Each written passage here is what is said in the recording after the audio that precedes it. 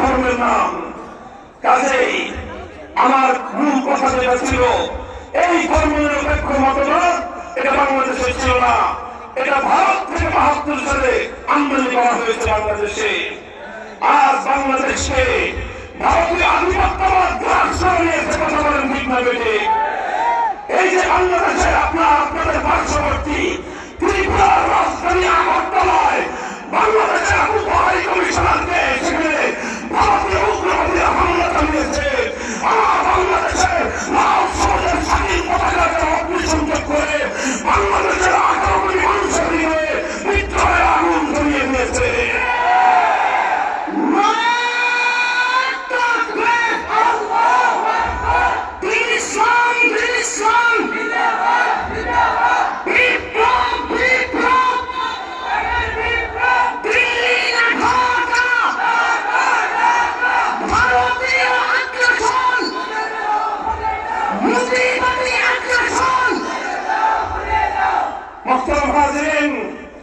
এরপরে বাংলাদেশের রাষ্ট্রযন্ত্রের কানে পানি ঢুকেছে যে এখন আর ভারতের আধিপত্যবাদের বিরুদ্ধে মুখে গুরু পেটে কথা বললে চলবে না।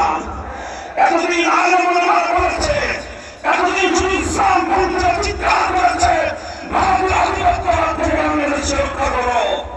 এবার রাষ্ট্রযন্ত্রের কানে পানি ঢুকেছে।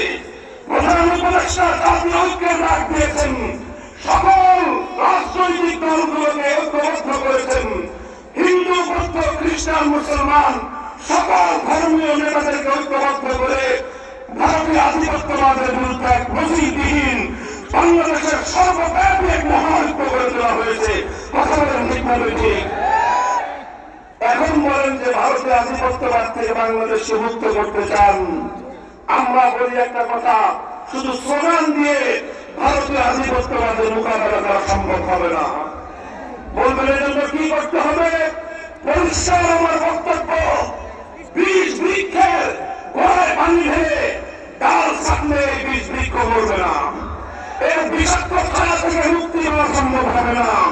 এই বীজ বৃক্ষের বিষাক্ত প্রভাব থেকে বাঁচতে হলে এর শেকড় শুদ্ধ উপরে ফেলতে হবে। বাংলাদেশের ভারতীয় বীজ বৃক্ষের শেকড়